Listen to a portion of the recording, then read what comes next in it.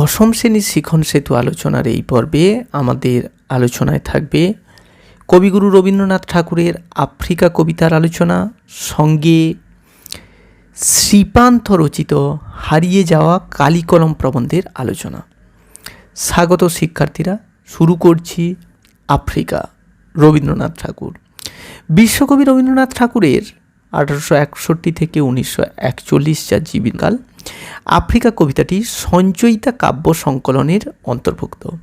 এ প্রসঙ্গে বলে রাখা ভালো, প্রথমে কবিতাটি কিন্তু পত্রপুট কাব্যগ্রন্থের অন্তর্ভুক্ত হয়, পরে কবি নিজে তা সঞ্চয়িতা কাব্য সংকলনের অন্তর্ভুক্ত করেন। সঞ্চয়িতা আসলে কবিগুরুর নিজের নির্বাচিত শ্রেষ্ঠ কবিতাগুলির সংকলন। পাশ্চাত্য ঔপনিবেশিকতার মর্মান্তিক প্রভাব আফ্রিকা মহাদেশের ওপর যে ক্ষতি করেছিল, তারই খতিয়ান যেন কবির আফ্রিকা কবিতাটি। আমরা যারা এই আফ্রিকা কবিতার প্রেক্ষাপটটা জেনেছি, যে দ্বিতীয় বিশ্বযুদ্ধকালে ইতালির শাসক মুসোলিনি আফ্রিকার ইথিওপিয়া দেশটি আক্রমণ করলে মানবতাবাদী কবি রবীন্দ্রনাথ ঠাকুর তার প্রতিবাদ রূপে এই সুন্দর কবিতাটি রচনা করেন। এ প্রসঙ্গে আফ্রিকার কবিতা সংক্রান্ত আমার ভিডিও রয়েছে, তোমরা ভালো করে ছবি সহ দেখে নিতে পারো।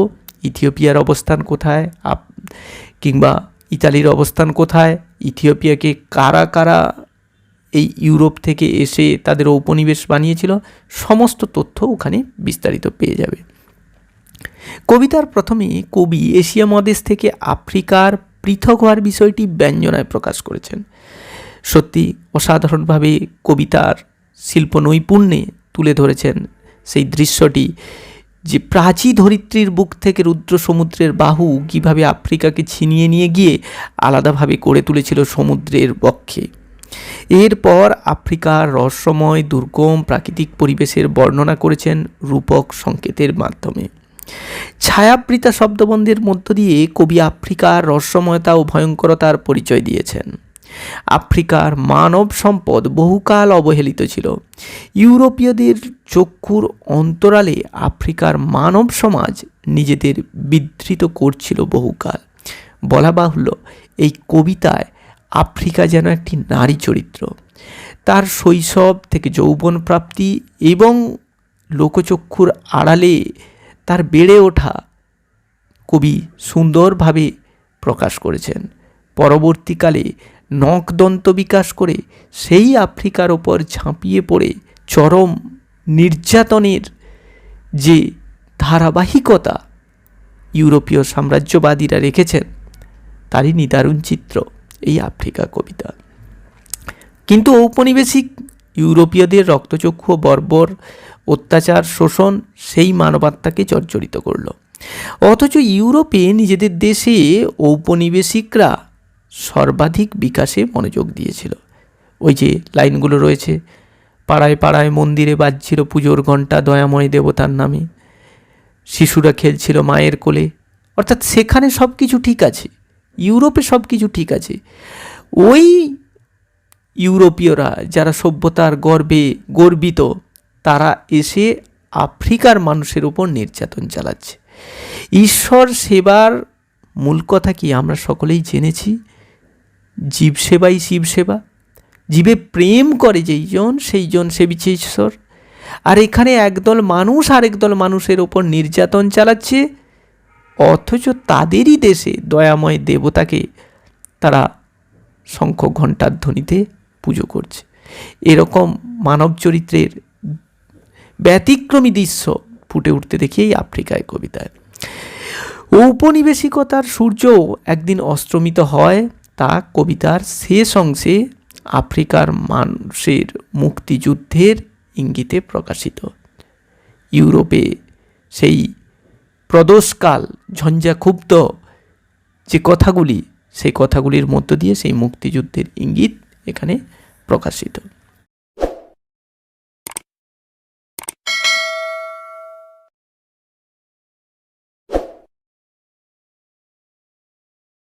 আমাদের আলোচনার দ্বিতীয় পর্বে যেটি রয়েছে সেটি হচ্ছে দশম শ্রেণীর প্রথম প্রবন্ধ শ্রীপ্রান্ত রচিত হারিয়ে যাওয়া কালিকলম। শ্রীপ্রান্ত জীবনকাল 1932 থেকে 2004, ছদ্মনামে লেখক শ্রী নিখিল সরকার রচিত হারিয়ে যাওয়া কালিকলম প্রবন্ধটি তাঁর হারিয়ে যাওয়া কালিকলম ও মন গ্রন্থের অন্তর্গত। এই যে শ্রীপ্রান্ত আসলে একটি ছদ্মনাম, প্রকৃত নাম নিখিল সরকার। এই তথ্যটি আমাদের জানতে হবে। প্রবন্ধে নিজের ছাত্র বয়সের লেখালেখির ইতিহাস স্মরণ করেছেন। তার বর্তমান কর্মস্থলটি প্রকাশনা সংস্থা হলেও সেখানে কলম অমিল, কারণ সকলেই কাজ করেন কম্পিউটারে, অর্থাৎ বর্তমান কম্পিউটার যুগে। আর লেখক সাংবাদিকতা করতেন, ফলে কম্পিউটার সেখানে একেবারে বাধ্যতামূলক হয়ে পড়েছিল। লেখকরা ছোটবেলায় কালি কলম নানাবিধ কৌশলে তৈরি করে লিখতেন। প্রবন্ধে পৃথিবীর নানা দেশের কলমের ইতিহাস সংক্ষেপে কৌতুকপূর্ণ রূপে লেখক তুলে ধরেছেন। তোমরা যদি পারো এগুলি চার্টের মধ্যে উপস্থাপন করে তোমার পড়ার জায়গায় লিখে রাখলে নিশ্চয়ই উপকৃত হবে। লেখকের প্রথম ঝর্ণা কলম ব্যবহারের ইতিহাস ফেলে আসা অতীতকে ছবির মতো ফুটিয়ে তুলছে। ঝর্ণা কলম কলেজ স্ট্রিটের সেই দোকানে গিয়ে কিভাবে তিনি কিনেছিলেন সেই ইতিহাস আমাদের একটা অন্যতম বড় প্রশ্নের মধ্যেও পড়ে, সেখানে প্রশ্নেও আমরা দেখব। কলম কালি দোয়াতের বৈচিত্র্য বিষয়কেন্দ্রিক এই প্রবন্ধকে সমৃদ্ধ করেছে। প্রচুর তথ্য রয়েছে যা আমাদের ভাবনার জগৎকে পরিপুষ্ট করে। অষ্টাদশ শতকের লিপি কুশলীদের, এখানে কুণ্ডলী হয়ে গেছে, ছাপার বেশ কিছু ভুল রয়েছে, তাড়াহুড়োয় ছাপানো রয়েছে, তো লিপি কুশলীদের পারিশ্রমিক ও আধুনিক লেখকদের কলম ব্যবহারের প্রবণতা প্রবন্ধে শেষাংশে বর্ণিত, যেখানে অন্নদাশঙ্কর রায়, সত্যজিৎ রায়, কবিগুরু সকলের কথাই এখানে উল্লেখ রয়েছে। তো এই প্রবন্ধটি ভালো করে পড়ে নিতে হবে যাতে আমরা এগুলি জানতে পারি। এবার চলে আসি 59 পৃষ্ঠার এই বইয়ের আফ্রিকা সংক্রান্ত প্রশ্নগুলির আলোচনায়। প্রথমে 1 দাগে ঠিক উত্তরটি বেছে নিয়ে লেখো। বাঁধলে তোমাকে বনস্পতির নিবিড় খ পাহারায়। নিভৃত অবকাশে আফ্রিকা চিনছিল খ জল স্থল আকাশের দুর্বোধ সংকেত। 1.3 আপনাকে উগ্র করে ড্যাশ প্রচণ্ড মহিমায় তাণ্ডবের দুন্দুভি নিনাদে খ বিভীষিকার। অর্থাৎ এ পর্যন্ত 3টি উত্তরই খ। 1.4 বাষ্পাকুল অরণ্যপথে বা অরণ্যপথ বাষ্পাকুল হওয়ার কারণ হলো ঘ আফ্রিকার ভাষাহীন কান্না। এবার দেখো 2 দাগে নিচের প্রশ্নগুলির উত্তর নিজের ভাষায় লেখো। নখ জাতির তীক্ষ্ণ তোমার নেকড়ের চেয়ে, কাদের কথা বলা হয়েছে? ইউরোপীয় ঔপনিবেশিকদের। তাদের নখ নেকড়ের চেয়ে তীক্ষ্ণ বলার কারণ কি? নেকড়ে সাপদ জন্তু, নখের সাহায্যে তারা শিকার ধরে। কিন্তু আফ্রিকার মহাদেশের নিরীহ মানুষদের ওপর ইউরোপীয় ঔপনিবেশিকদের দল যেভাবে নখ দাঁত বের করে ঝাঁপিয়ে পড়েছিল লোহার হাতকড়া নিয়ে, তা নেকড়ের আক্রমণের থেকে কোনো অংশে কম ছিল না। তাই কবির ভাষায় তা উজ্জ্বল হয়ে উঠেছে নখ নেকড়ের চেয়েও তীক্ষ্ণ, এই ভাষা প্রয়োগের মধ্য দিয়ে। চিরচিহ্ন দিয়ে গেল তোমার অপমানিত ইতিহাসের। কারা চিরচিহ্ন দিয়ে গেল? উত্তর আগের মতোই, কাদের কথা যেটা সেটাই।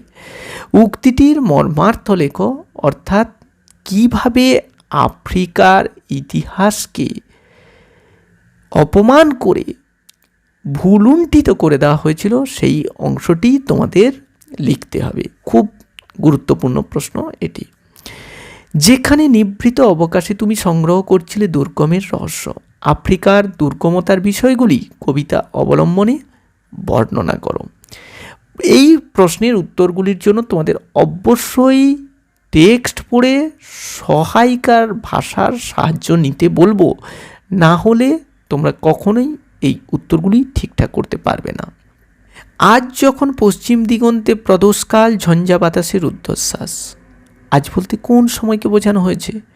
ঝঞ্ঝা বাতাস বলতে কি বুঝিয়েছেন কবি?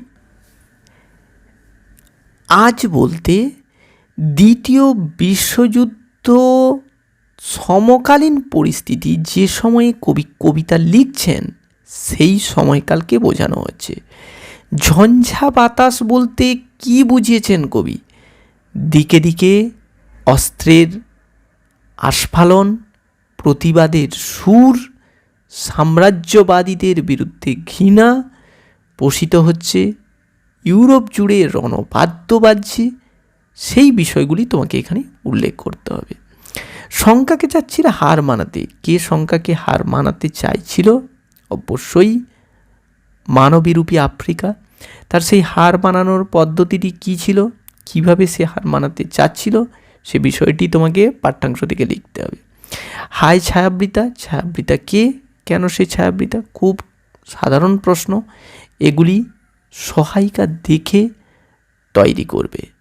পরে দাঁড়াও ওই মানহারা মানবীর ধারে। মানহারা মানবীর পরিচয়, এখানে মানবী হচ্ছে আফ্রিকা, তার পরিচয় দিতে হবে। কবি কাকে তার দ্বারে এসে দাঁড়ানোর আহ্বান জানিয়েছেন?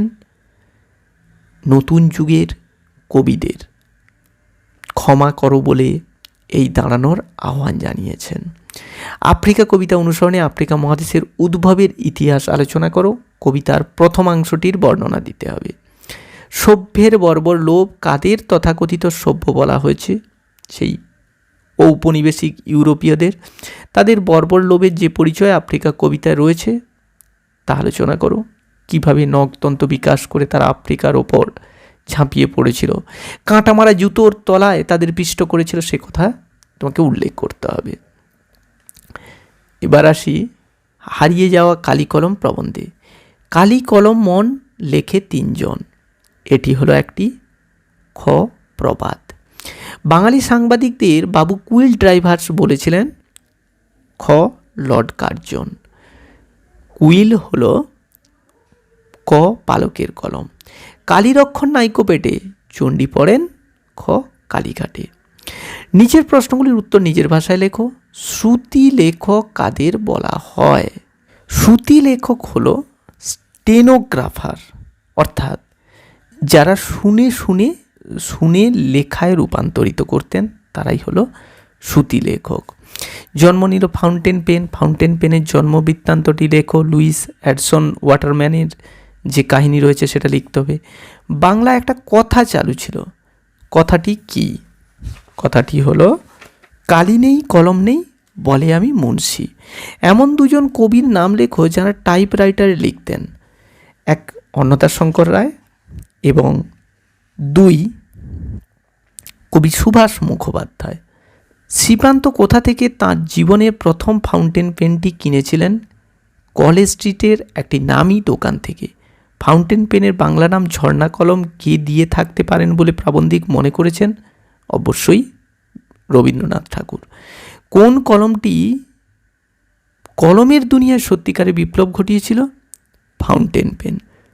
সেই আঘাতের পরিণতিই নাকি তার মৃত্যু। কোন আঘাতের কথা বলা হয়েছে? সকলের প্রিয় কঙ্কাবতী ডমরুধরের স্বনামধন্য লেখক ত্রৈলোক্যনাথ মুখোপাধ্যায় মারা গিয়েছিলেন নিজের হাতের কলম হঠাৎ অসাবধানতাবশত বুকে ফুটে গিয়ে। সেই আঘাতের পরিণতি তার মৃত্যু। কালি কলমের প্রতি ভালোবাসা কিভাবে হারিয়ে যাওয়া কালিকলম প্রবন্ধে ফুটে উঠেছে তা আলোচনা করো। পুরো পাঠ্যাংশটির সংক্ষিপ্ত ভাষারূপ এখানে প্রকাশ করতে হবে।